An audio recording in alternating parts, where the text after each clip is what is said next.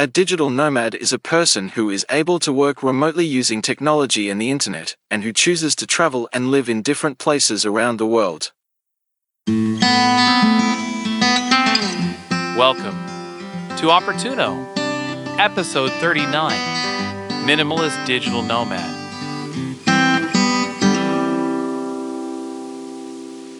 This is the first in a series of what I will simply call conversations. Even though the story is fictitious, the conversations are written as a verisimilitude, meaning the characters, subjects, events, and details may not be true, but are intended to be similar to a real-life story. Now, on to the conversation entitled Minimalist Digital Nomad. Today, we have the honor, privilege, and pleasure of an online interview with Cody Westerly. I would take up most of this podcast to adequately describe the life of Cody Westerly. I'll just say that Cody is a digital nomad who is also a minimalist, traveling all over the world for the last 20 years, living out of his backpack. All essentials for living, including all equipment used to produce his podcast and YouTube channel, are all in one backpack. Without taking any more time away from hearing from Cody, I introduce to you, Cody Westerly. How are you today, Cody? I'm doing great, I trust you are, too. Thank you for such a wonderful introduction. I'll tell you a little information about my lifestyle. As a minimalist, I have chosen to live a simple life, with only what is necessary to go about my daily activities. My lifestyle as a digital nomad, traveling the world and documenting my experiences through podcasting and vlogging, has allowed me to embrace minimalism in a unique way. I only take with me the essentials, such as a backpack, video camera, laptop, and other necessities, all fitting into one backpack. By only keeping things that serve a purpose, I am able to focus on the things that matter to me, such as meeting new people, experiencing different cultures, and exploring new places. Over the last 20 years of traveling, I have gained wisdom on minimalism, podcasting, and vlogging, as well as becoming a food expert on different cultural foods and cultures. And as a storyteller, I am able to share my knowledge and experiences in an interesting and engaging way. Is there a specific question or topic you would like me to address? I understand you have traveled all over the world. Could you tell me a story of one of your most memorable and meaningful travel adventures? One of my most memorable and meaningful travel adventures was when I visited a small village in India. I had heard about this village from a friend who had visited there years before and had spoken highly of the community and the culture. I arrived in the village with just my backpack and my video camera, eager to document my experiences and share them with my audience. The villagers were incredibly welcoming and kind, and they showed me around the village, introducing me to their way of life. I was struck by the simplicity of their lives and how content they were with so little. They had a strong sense of community and shared everything they had with each other. I saw firsthand how minimalism in possessions does not mean a lack of richness in life experiences. They had a deep respect for nature and lived in harmony with the environment. One of the highlights of my visit was attending a traditional festival in the village. It was an explosion of color, music, and dance. I have never experienced anything quite like it before. The entire village came together to celebrate, and I felt like a part of the community. During my visit, I also had the opportunity to learn about the traditional food of the village. I was amazed by the delicious and flavorful dishes made with simple ingredients. I also learned how to cook some of the dishes and shared with the villagers. The experience was truly eye-opening and touched me deeply. It showed me how little one truly needs to be happy and fulfilled, and how much can be gained from living a simple life in harmony with one's community and the environment. It was a reminder that our possessions do not define us and that true richness can be found in experiences and relationships. I imagine being a minimalist requires you to budget your money. Do you ever need to camp outdoors to conserve your money, and if so, could you tell me a little about how you set up camp? For example, do you have a tent to sleep in? How do you cook outdoors, etc.? As a minimalist traveler, I try to conserve my money as much as possible. One way I do this is by camping outdoors instead of staying in hotels or hostels.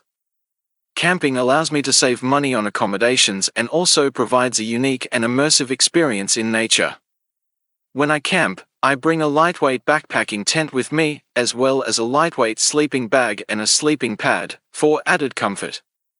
The tent is small and easy to set up, and it keeps me protected from the elements. For cooking outdoors, I bring a small camping stove that runs on propane. It is easy to use and allows me to cook simple meals such as soups, pasta, and rice dishes.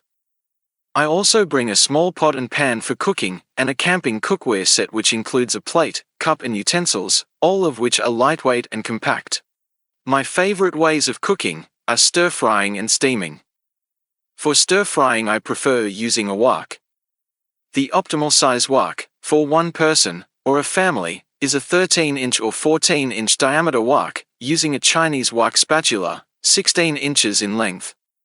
For steaming, I can steam with a wok or pan that has a lid, or use a pressure cooker. I prefer all my cookware, such as a wok or pressure cooker, to be made of stainless steel, and my Chinese wok spatula to also be made of stainless steel. When the only choice I have is to carry all my possessions in my backpack, I use a small stainless steel wok, having a diameter of 10 inches, with a removable handle. If I'll be staying at one location several weeks, I'll invest in a larger stainless steel wok, with a diameter of 13 inches or 14 inches, or purchase a stainless steel pressure cooker, and upon leaving, if traveling on foot, will simply donate my cookware to someone that would enjoy it and repurchase cookware later on in my journey. The cost savings of home cooking far exceeds the cost of eating out, so purchasing another wok or pressure cooker every so often is really not a problem. Sometimes, I just simply pack up some of my possessions and ship them ahead of leaving for my destination, and that way, I don't have to worry about carrying those items in my backpack, and they will be there, waiting on me, when I arrive at my new destination. Learning how to cook and having a regular routine of cooking is a very important part of ensuring you are eating not only economically, but also eating healthy. If you only can choose one pan, then choose a wok. With a wok, you can stir-fry and cook stews and soups. If your wok has a lid, you can easily steam food. There is even a technique where you can stir-fry only with water, which, in effect, steams your food. You can even bake food in a wok, like bread, if you have a larger oven to place your wok in. I believe in keeping life as simple as possible. There is a term called one-burner cooking. Just using one burner, such as a portable one burner using gas, wood, electricity, etc., you can make out quite well using just one pan, cooking on one burner. For instruction on wok cooking, I recommend you watch Chef Tak Chung's Wok with Tak YouTube channel, spelled WOKWITHTAK. For learning about one-burner cooking while backpacking or traveling only with your backpack, you might want to purchase the book, Cooking the One-Burner Way, by Buck Tilton. Whether you choose a manual pressure cooker that does not require electricity, or an electric pressure cooker, like the Instant Pot, YouTube has many YouTube channels that will teach you how to use a pressure cooker. I make sure to bring enough food, water and a water filter and purification tablets to last me for the duration of my camping trip. By keeping my camping gear minimal and lightweight, I am able to easily transport everything I need on my back and set up camp quickly and efficiently. This allows me to focus on enjoying my surroundings and experiencing the beauty of nature. Camping sounds like a wonderful way to enjoy the outdoors. What is your main mode of transportation? Do you own a vehicle? As a minimalist and digital nomad, I do not own a vehicle. Instead, I rely on a combination of transportation methods to get around. My main mode of transportation is usually by foot, bike or public transportation. This allows me to save money and also to experience the local culture and environment more intimately. When I am going to a faraway place, I prefer to take a train or a bus, as it is more environmentally friendly and allows me to enjoy the scenery. In some places, I also use ride-sharing services like Uber or Grab. It can be a more economical and convenient way of getting around, especially in cities. By not owning a vehicle, I am able to save money on maintenance and insurance costs, and also reduce my environmental impact. It also allows me to be more flexible and adaptable to the different transportation options available in the places I visit. The term digital nomad is a fairly new designation of a person in this digital age of technology. Please provide a definition for digital nomad and provide a real-life example of the lifestyle of a digital nomad. A digital nomad is a person who is able to work remotely using technology and the internet, and who chooses to travel and live in different places around the world, often while working on the road. Digital nomads are often entrepreneurs, freelancers, or remote workers who are not tied down to a specific location and are able to earn a living while traveling. A real-life example of a digital nomad could be a freelance graphic designer who works on various projects for clients all over the world. This designer could be based in one city one month, then in another city the next month. They would work on their projects while on the go, using their laptop and internet connection. They could also have meetings with clients via video conferencing and use cloud-based tools to collaborate with colleagues. Another example could be a writer who travels around the world while working on their books or articles. They might spend a few weeks in one location, researching and writing, before moving on to another place to continue their work. They could also use the internet to submit their work and communicate with their editors. Being a digital nomad allows for a lot of freedom and flexibility, as well as the opportunity to see different parts of the world and experience different cultures. However, it also requires a certain level of self-discipline and organization to be able to manage one's work and travel effectively. I understand you are fluent in several languages.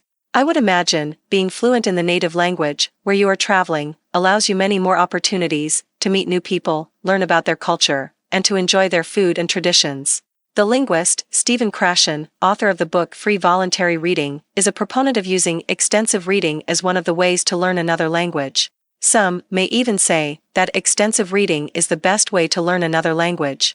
Extensive reading would be reading many books, newspapers, etc. that are relatively easy to understand. Could you elaborate on the methods you've used to learn other languages, and what you might think of using extensive reading to help learn another language?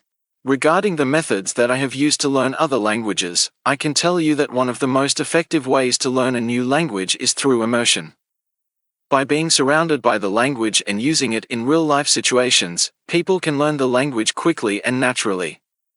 This can be achieved through living in a country where the language is spoken, taking classes, or even just interacting with native speakers.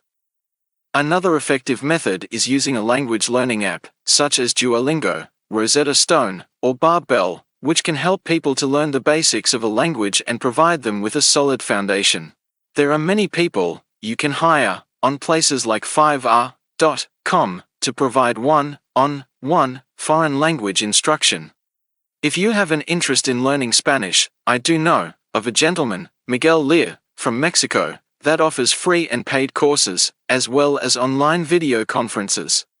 Please check out his website, SpanishForYourJob.com, for more information, how he can help you become fluent in Spanish.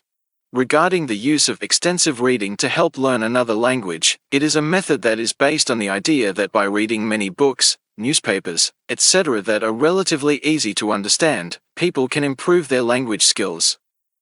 This method is based on the idea that by reading extensively, people will encounter new vocabulary and grammar structures, and will become more familiar with the language. It is also believed that by reading extensively, people will become more confident in their ability to understand the language, and this will help them to improve their speaking and writing skills. Overall, extensive reading can be a valuable tool for language learners, but it should be used in conjunction with other methods such as immersion and language classes in order to achieve fluency. What type content do you provide on your podcast and YouTube channel? My content varies, depending on what part of the world I'm in, or what most interests me. I perhaps naively assume, if the content interests me, other people will find the same content interesting as well. What interests me is interaction with people and their cultural differences as compared to other cultures, such as their food, dance and customs. Also, I want to share the beauty of nature with others. So, I guess you could say that the content of my podcast and YouTube channel is about all the wonderful people found all over the world and the beauty of the world that surrounds us all. That's a brief description of the type content I produce. The following describes types of content that is typically shared on podcasts and YouTube channels by digital nomads and minimalists.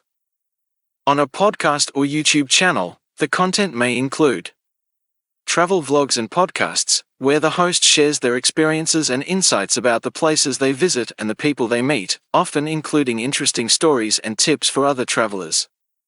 Minimalism and lifestyle content, where the host shares their personal journey and tips on living a simpler and more fulfilling life, decluttering, and downsizing possessions. Cultural content, where the host shares their knowledge and insights about the cultures and customs of the places they visit, including food, traditions, and history. Entrepreneurship content, where the host shares their experiences and tips on building a business or earning a living while traveling, including remote work, freelancing, and digital nomad lifestyle. Personal development content, where the host shares their insights and tips on how to improve oneself, such as self-care, mindfulness, and personal growth. Overall, the content of a podcast or YouTube channel by a digital nomad and minimalist is likely to be a combination of travel, lifestyle, and personal development, with the goal of inspiring and informing others to live more meaningful, fulfilling, and adventurous lives. Food plays a big part in the makeup of someone's cultural heritage. Do you ever have the opportunity to cook various foods from different cultures around the world? Also, could you share with me one of your most favorite cultural meals, and perhaps a story of sharing a meal with people from a different culture other than your own? As a minimalist, digital nomad, podcaster, and YouTuber, I have had the opportunity to try many different cultural foods from around the world. One of my favorite cultural meals is a dish called pho from Vietnam. Pho is a type of noodle soup, made with rice noodles, herbs, and a variety of meats such as beef or chicken. The broth is made by simmering bones for hours, which gives it a rich and savory flavor. I love the balance of flavors and the simplicity of the dish. Pho is a very popular street food, and it is a great way to experience the local culture and interact with the locals. One of the most memorable meals I have shared with people from another culture was in a small village in India. I was invited to a traditional meal with a local family. The meal was served on a banana leaf, and it included a variety of vegetarian dishes, such as dal, rice, and vegetables. The food was absolutely delicious and was made with fresh and simple ingredients. I was struck by the hospitality and generosity of the family, who shared their food and their culture with me. During the meal, we talked and laughed, and I felt like I was part of the family.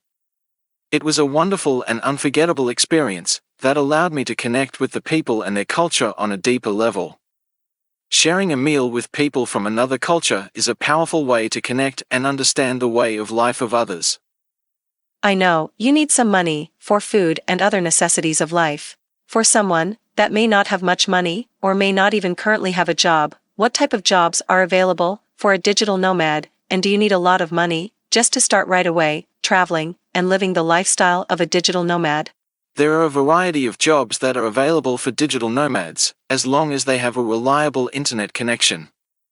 Some popular options include remote work, such as working as a virtual assistant, customer service representative, or web developer for a company based in another country. Freelancing, such as writing, graphic design, photography, or programming. Online teaching, such as teaching English as a second language or tutoring. E-commerce, such as starting an online store or dropshipping. Blogging, podcasting, and YouTube, where one can earn revenue through sponsored content, affiliate marketing, and advertising. It is important to note that starting a digital nomad lifestyle may require some initial investment, such as purchasing a laptop and other necessary equipment, as well as setting aside money for accommodations and food while traveling. However, many digital nomads are able to earn enough money to cover their expenses while also saving for future travel. It also depends on the cost of living of the place where you choose to live. Some places are more affordable than others. Overall, becoming a digital nomad does not require a significant amount of money to start, but it does require a significant amount of motivation, planning, and flexibility. It is important for someone considering this lifestyle to research and plan their finances, accommodations, and job opportunities before making the transition. If you need help to learn how to work anywhere in the world where location does not matter, as long as you have access to the internet, I recommend you consider purchasing the online income e-course entitled Live Abroad Now Anywhere, available from the website liveabroadnow.com. This e-course is offered by JP and Amelia, formerly living in the United States, but now full-time Ecuadorians, living in Ecuador, making a full-time living by working online. I know, a minimalist should not spend money unnecessarily. Some expenses in life, such as learning valuable information from someone that is knowledgeable in the skill set you wish to learn, is money well spent. A quote by Benjamin Franklin reads as follows: "An investment in education gives the best returns." End of quote. If you had to relive the last 20 years you've been traveling as a digital nomad, would you still choose the lifestyle of being a digital nomad? In other words, any regrets for living the life of a digital nomad? Do the pros of being a digital nomad outweigh the cons? For those that might be interested in being a digital nomad, could you go over some of the pros and cons of full-time digital nomad living? I don't like to look back and regret things I cannot change. I would like to think I can live true to the words in a portion of the Serenity Prayer by Reinhold Niebuhr, which reads as follows: God grant me the serenity to accept the things I cannot change, courage to change the things I can, and the wisdom to know the difference, living one day at a time, enjoying one moment at a time, taking this world as it is and not as I would have it, trusting that you will make all things right if I surrender to your will, so that I may be reasonably happy in this life and supremely happy with you forever in the next. Amen. End of quote. However, I can provide information on the pros and cons of being a full-time digital nomad based on my experience and what people have shared. Pros of being a digital nomad include the freedom and flexibility to travel and live in different places around the world, the opportunity to experience different cultures and ways of life, the ability to earn a living while traveling, the potential for personal and professional growth, the chance to meet and connect with people from all over the world. Cons of being a digital nomad include the lack of a permanent home and sense of community, the need to constantly adapt to new environments and cultures, the potential for feelings of isolation and loneliness, the need to constantly manage finances and plan for accommodations, the difficulty of maintaining relationships with friends and family, the potential for burnout and the need to take time off. For someone considering the lifestyle of a digital nomad, it is important to weigh the pros and cons and consider their personal goals and priorities. It is also important to be aware of the challenges and be prepared to face them. Being a digital nomad is not for everyone. It requires a certain level of flexibility and independence, but for many, the benefits outweigh the cons. In what part of the world are you located now? And where in the world do you plan on traveling to next? As a digital nomad, I am currently located in Santa Marta, Colombia, South America, a city on Santa Marta Bay on the coast of the Caribbean. I just happened to be talking with someone on the phone from Colombia, South America, and asked them where I should visit in Colombia, South America, and they suggested Santa Marta, Colombia and Cartagena, Colombia. I plan to visit both cities, but now I'm in Santa Marta, Colombia. I have enjoyed traveling in each country of South America, and very much appreciate and enjoy Hispanic culture, all over South America, and around the world. In fact, Spanish is the second most spoken native language in the world, second only to Mandarin Chinese. As a digital nomad, I can work from most anywhere in the world that has an internet connection.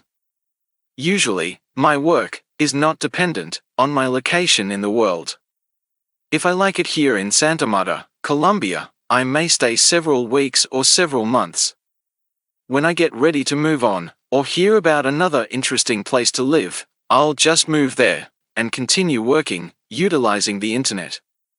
I am constantly on the move and I do not have a permanent location. I am always seeking new and exciting places to explore, and I am currently planning my next trip to the Philippines, to stay at Peter's Dive Resort, located at Southern Leyte, in the Philippines. The hotel rooms are very economical and suitable for an extended stay. Equally important to a digital nomad is that they have Wi-Fi. Some of my activities, while there, will be snorkeling and enjoying the ocean, plus cooking with fresh fish, fruits and vegetables, and hopefully, writing another book. You can check out Peter's Dive Resort from their website, Peter's Dive Resort, ph.com. My travel destination could be anywhere in the world. Where I travel to depends on my personal preferences, my budget, and the current situation of the world or any other reason that could affect my travel plans. I also take into consideration the cultural and natural attractions, the cost of living and the safety of the place. I am always open to new experiences and adventures, and I am excited to see where my travels will take me next. Some people may be listening to this podcast and like the idea of being a digital nomad, but they are married, and many are married with children. Are you aware of married couples, even married couples with children, that are living their lives as digital nomads? Yes, it is quite common for married couples, even married couples with children, to travel together when one or more of the family members receives some type of income from working remotely, online. Many times, both the husband and wife both participate in working remotely online, and sometimes, even the children can help in the online business. Teaching children valuable skills needed to work remotely online as digital nomads will help them, as adults, to work remotely from any location in the world. Traveling is a skill. It takes thought, imagination, and planning to be a good traveler. Also, I can think of no better way to learn of other cultures or learn other languages than to immerse yourself in a different culture other than your own culture. I like the following quotes about how travel can be a positive influence in a child's education.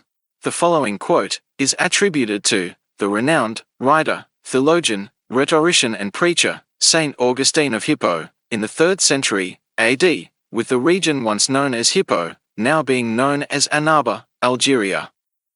The world is a book, and those who do not travel read only one page. End of quote. Also, a quote by Mark Patterson, a pastor and author of dozens of books, said the following: "The best education you will ever get is traveling. Nothing teaches you more than exploring the world and accumulating experiences." End of quote. And, the quote by Frank Lloyd, an influential and well-known photographer, said the following: "Travel is like an endless university. You never stop learning." End of quote. It's becoming increasingly common for families, friends and co-workers, who have adopted the digital nomad lifestyle, to travel together while working remotely. These families often prioritize experiences over possessions and have chosen to live a more nomadic lifestyle in order to have more flexibility, create memories and expose their children to different cultures. They can find ways to make it work, for example by homeschooling their children, or enrolling them in international schools.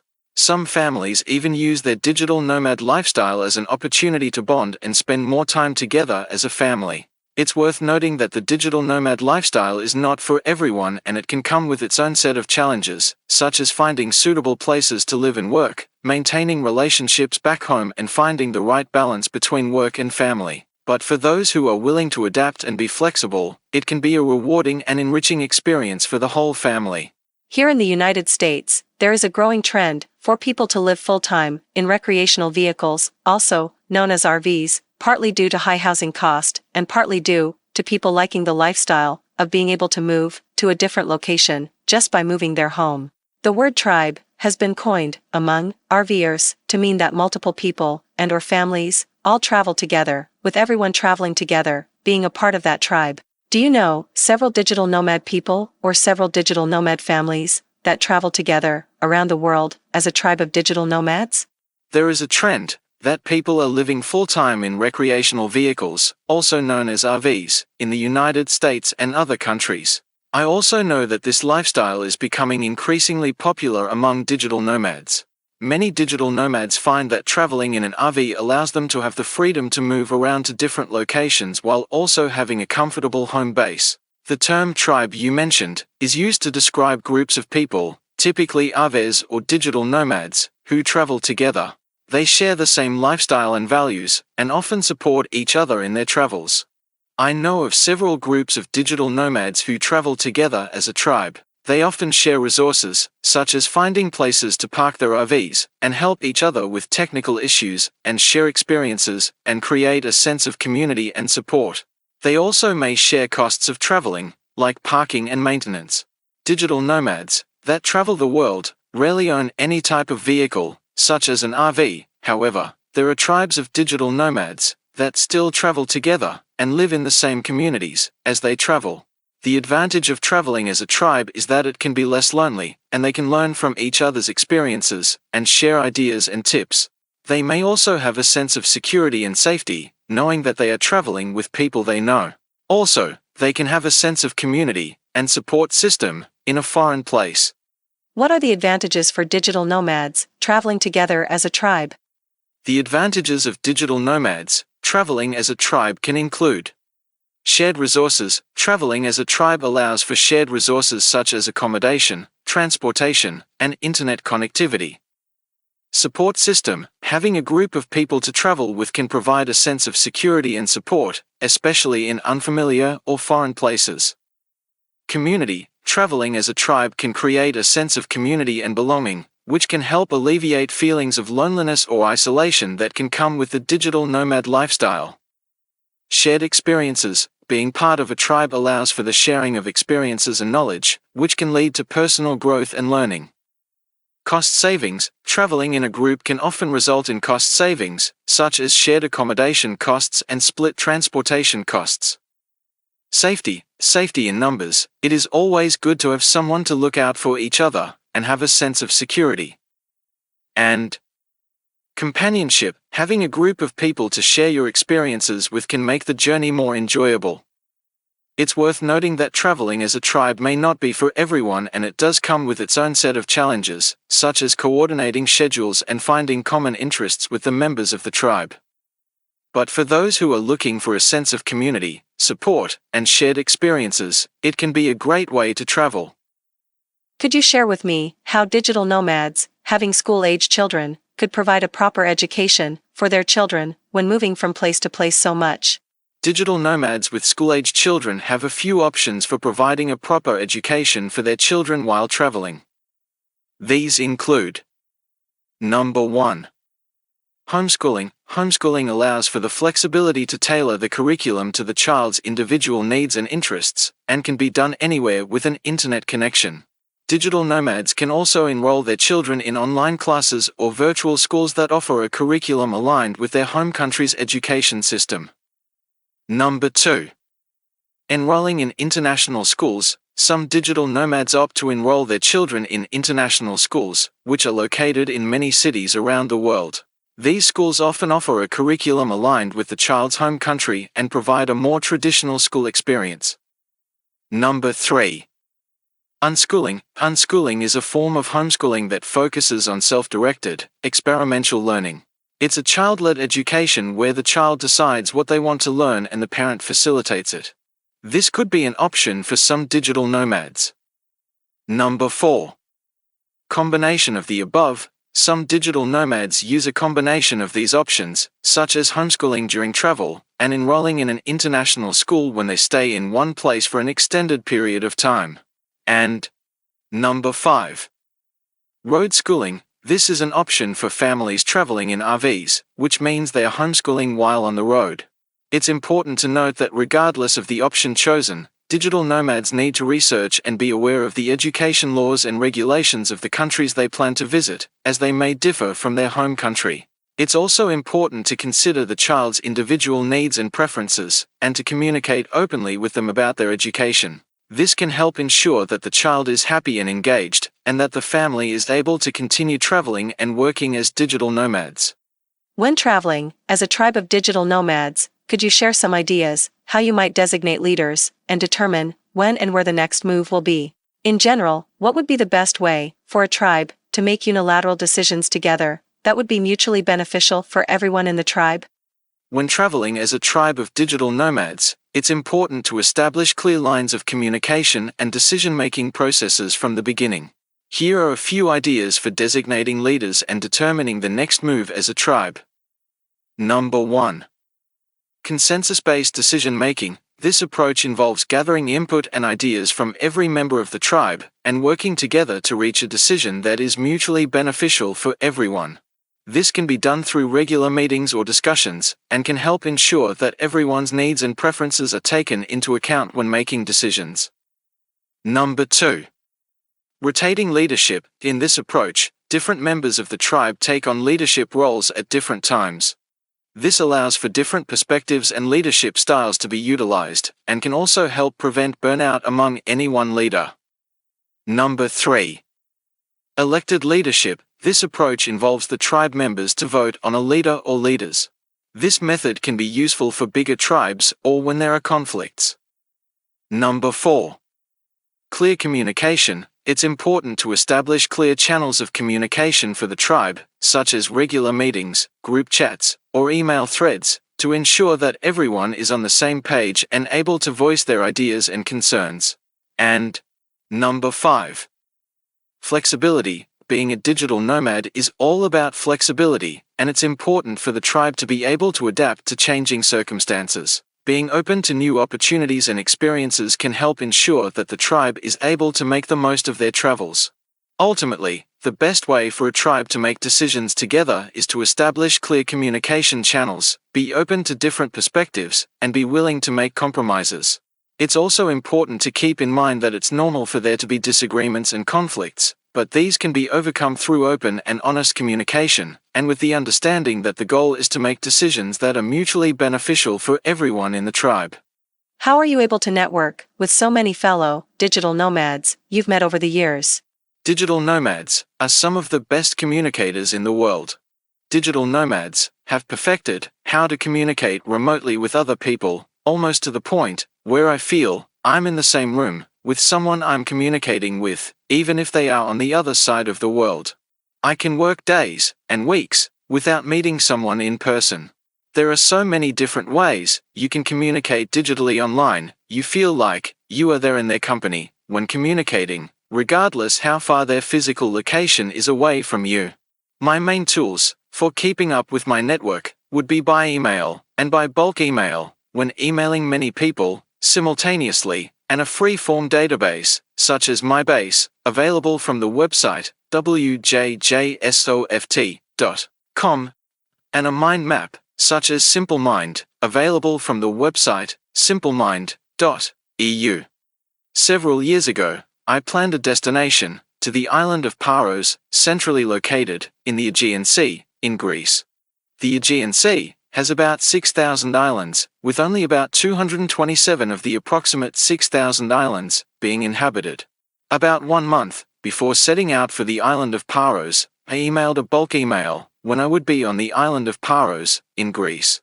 At that time, I had an email list of about 2,700 friends and associates I had known over the years.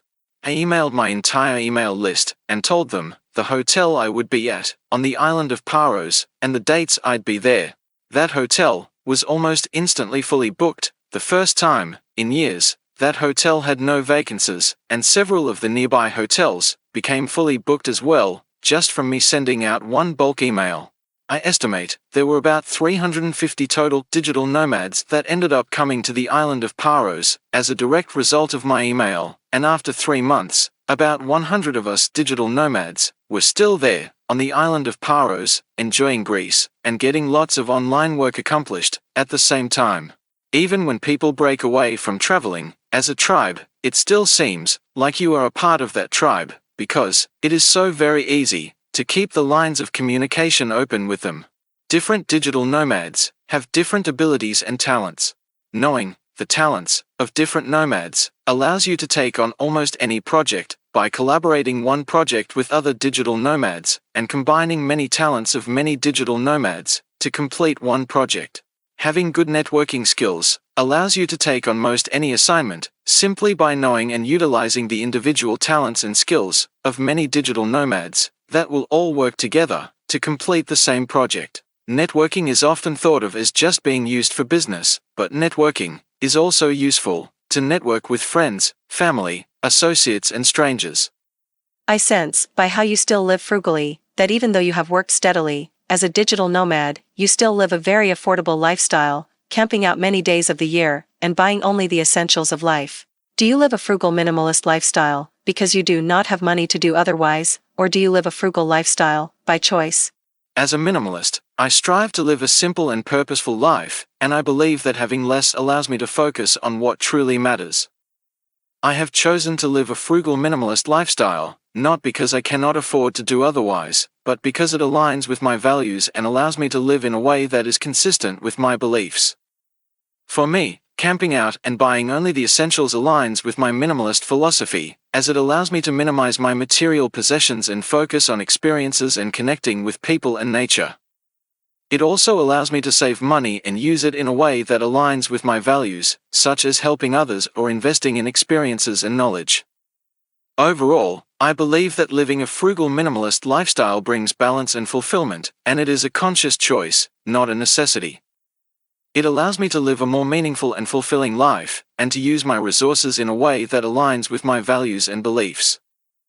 Since you seem to travel in regions of the world that provide affordable living, do you ever get a chance to help others financially, and otherwise, that are in a less fortunate situation than you are, out the abundance of the money that you earn, and with the extra time that you may have? If so, can you give me some meaningful examples of how you have helped people you encounter along your travels? As a minimalist, I believe in living simply and having only what I need to go about my daily life. I also believe in using my resources to help others who are in need. However, in general, many digital nomads, while they travel, they try to make a positive impact on the communities they visit, by volunteering their time and skills, or by supporting local organizations that are working to improve the lives of people in need. Here are some examples of ways that digital nomads may help others. Volunteering at a local school or community center to teach English or other skills. Donating money or supplies to local charities or non-profit organizations. Supporting local businesses and artisans by buying their products and promoting their work. Volunteering with environmental organizations to help protect natural resources and wildlife. Participating in community service projects, such as building homes or schools for people in need. By living a minimalist lifestyle, digital nomads often have more time and money to invest in causes they believe in, and they can make a meaningful impact on the communities they visit, and they can also learn more about the local culture and the way of life of the people they're helping. Can you tell me one specific story where you've been able to help someone along your travels to change their course of life for the better? Once I met a young girl in a rural village who was not able to attend school because her family could not afford the school fees. Moved by her situation, I decided to sponsor her education, and paid for her school fees, books, and uniforms. Through this support, the girl was able to attend school and she was able to change her course of life for the better. She was able to receive an education, which improved her opportunities for the future and helped her break the cycle of poverty in her family. As a result of her education, she had a chance to go to college and pursue a degree, which increased her chances of finding a well-paying job, and also allowed her to give back to her community. This simple act of providing a way for her to receive an education not only changed this young girl's life, but also the lives of her family and her community. I could have just as easily kept the money I spent, but even if I kept the money, I don't see that I would want to live any other way that I am living now. It is much more emotionally distressing to have more than I need, while others are in want, and I know I have the means, financially or otherwise, to make a difference in their lives for the better. There is something about giving to those in need that will enrich your life, far beyond having more money and material possessions for your own use. Several verses in the Bible come to mind, and those verses are in the book of Acts, chapter 20 verse 35, that reads as follows. I have showed you all things, how that so laboring ye ought to support the weak, and to remember the words of the Lord Jesus, how he said, it is more blessed to give than to receive. End of quote. And in the book of Luke, chapter 3, verse 11, the answer of Jesus, that reads as follows. He answereth and saith unto them, He that hath 2 coats, let him impart to him that hath none, and he that hath meat, let him do likewise. End of quote. And, to remember, everywhere you travel, with everyone you meet, to practice what is commonly called the Golden Rule, found in the words of Jesus, in the Bible, in the book of Luke, chapter 6, verse 31 that reads as follows. And as ye would that men should do to you, do ye also to them likewise. End of quote. If someone along your travels is in need, simply picture yourself in that same circumstance, and how you would want others to treat you, and then treat them accordingly, as best you can, with what you have. Please tell me what it was like, and the story of how you first made that decision to literally walk away from your formal life, to venture out into unknown parts of the world, to become a digital nomad. Also, knowing what you know now, list steps you would suggest for someone wanting to become a digital nomad. Why someone might want to walk away from a former life will differ, depending on each person's specific circumstances. Everyone has their own reasons why they want to strike out on their own to see the world. My decision to become a digital nomad is driven by a desire for more freedom and flexibility, a curiosity to see the world and experience new cultures, and a need for a change my current lifestyle. And my desire to share my adventures with others influenced me to start a podcast and YouTube channel to share my adventures with others. It can be a difficult and daunting decision, but for many, the benefits of becoming a digital nomad outweigh the challenges. Here are some steps that someone might take to become a digital nomad. Assess your current financial situation and create a plan to save money for your travels. Identify your income sources and learn how to make money remotely. Research different destinations and cultures to find the places that align with your personal preferences and values. Start decluttering your life and simplify your possessions. Learn about the digital tools and resources that can help you work remotely. Start networking with other digital nomads, join communities and forums.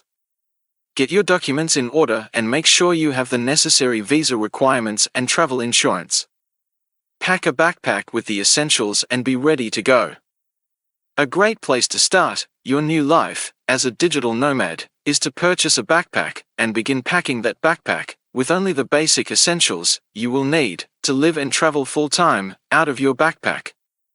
It's quite a challenge at first to include everything you need all in one backpack while still keeping the backpack light enough for long walking journeys, but it is possible.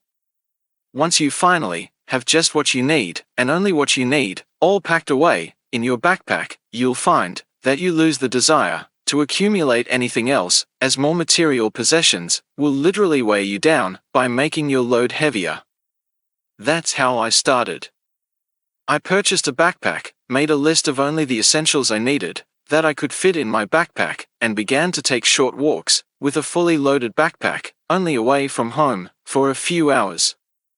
Then eventually those few hours away from home increased to being gone all day, just me and my backpack.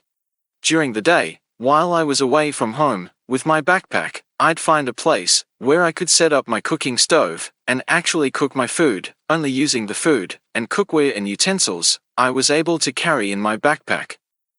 And what really gave me confidence is when I strapped on my backpack, walked out the door, and found a place to camp overnight, and did not return home until the next day. That was when I knew living full-time out of a backpack was possible. At that point, I sold or gave everything away that would not fit in my backpack and began planning a trip to my first destination. That's all you need at first, is to just pick out one destination, and while at that destination, take time to ponder where your next destination will be. One difference between a digital nomad and a traveler, traveling just to travel, like someone on vacation, is that when you reach a destination, you make that destination your home, until you choose to move to a new home. You may only stay a few days, or few weeks, even a few months, at your new destination, but eventually, you'll dream of a new place in the world you want to live, and then set out for that new destination. It is important to note that each person's journey will be unique and the steps will vary depending on the individual's needs, financial situation, and preferences. It is also important to be aware of the challenges and be prepared to face them, and be open to new experiences and adventures. Could you suggest the type backpack that would be best suited for a digital nomad? The right backpack is a very subjective and individual choice, made by the person that will be using the backpack. I hesitate to provide a specific backpack recommendation, as people have different physical builds and different items they plan to pack in their backpack. One backpack that might feel comfortable for one person might not feel comfortable for another person. I recommend you research online and in sporting goods stores for the best backpack for you, and hopefully can try out the backpack before purchasing. Fortunately, the popularity of backpacks have led to competitive pricing, and you should be able to find a backpack for you at a reasonable price. As a reference point, I'll offer some suggestions on what to look for in a backpack that would be used by a full-time traveling digital nomad. When choosing a backpack as a full-time digital nomad, it's important to consider a few key characteristics. Number 1. Durability. A backpack that is made with high-quality materials and construction is essential for withstanding the wear and tear of constant travel. Look for backpacks made with waterproof or water-resistant fabrics and reinforced stitching. Number 2. Size and capacity. The backpack should be large enough to hold all of your essentials, including a laptop, video camera, clothing, and toiletries, but not so large that it becomes cumbersome to carry. A capacity of 40 to 60 liters is generally a good range for a full-time digital nomad. Number 3. Comfort. A backpack that is comfortable to carry for extended periods of time is crucial. Look for backpacks with padded shoulder straps, a lumbar support, and a hip belt to distribute weight more evenly. Number 4. Accessibility. It's important to have easy access to the items you need most frequently, such as your passport and money. Look for backpacks with multiple compartments and pockets, so you can keep your items organized and easily accessible. Number 5. A hip belt and internal frame. A backpack with a hip belt and internal frame can help distribute the weight more evenly and make the backpack more comfortable to carry. A hip belt, specifically, can help transfer the weight of the backpack to your hips, thus reducing the strain on your shoulders. Number 6. Extra features like a built-in rain cover, lockable zippers, and a front panel access can be helpful to add extra security and protection to your belongings. And Number 7. If you plan to travel by air and want your backpack to be considered a carry-on bag, you'll want to check with the airline you plan on using for their weight and size maximums to be sure that your backpack can be considered a carry-on bag. Ultimately, the best backpack for a full-time digital nomad will depend on your individual needs and preferences. It's important to try on different backpacks and test them out before making a final decision, to ensure that the backpack meets all of your needs, is comfortable, and is durable enough to withstand your travels. Before we close out this podcast episode, I have one last observation that I would like you to respond to. It seems like the focus of a lot of this podcast has been the symbolism and connection that a backpack has with being a digital nomad. What advice would you give to those people that for whatever reason, whether it be disabilities, physical condition, etc., are not able to carry a backpack on their back, but still would like to be a digital nomad? I don't want to leave anyone out that would like to be a digital nomad just because they are not able to carry a backpack for whatever reason.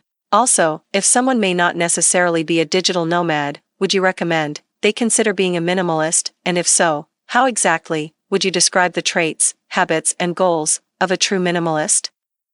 Being a digital nomad and being a minimalist are two separate things, but they can overlap and complement each other. To answer your first question, I would advise individuals who are unable to carry a backpack to still pursue the digital nomad lifestyle by finding alternative ways to transport their belongings. This could include using a rolling suitcase, a backpack with wheels, or even hiring a personal assistant or courier service to transport their belongings for them. The most important thing is to find a solution that works for the individual and allows them to continue to travel and work remotely. As for being a minimalist, I would say that the traits, habits, and goals of a true minimalist are someone who focuses on living a simple and uncluttered life, with only the essentials. This can be achieved through decluttering physical possessions, simplifying daily routines, and being mindful of consumerism and the impact it has on the environment. A minimalist would also strive to prioritize experiences and relationships over material possessions, and focus on living in the present moment rather than constantly accumulating things for the future.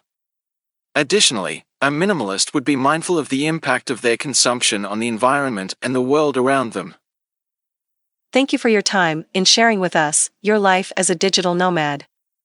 For those wanting to learn more about some of the information shared in this podcast, information and links will be provided in the description area of this podcast or video. I'll close by sharing this ancient Irish prayer entitled, "May the road rise up to meet you. May the road rise up to meet you. May the wind be always at your back. May the sun shine warm upon your face. The rains fall soft upon your fields, and until we meet again, may God hold you in the palm of his hand."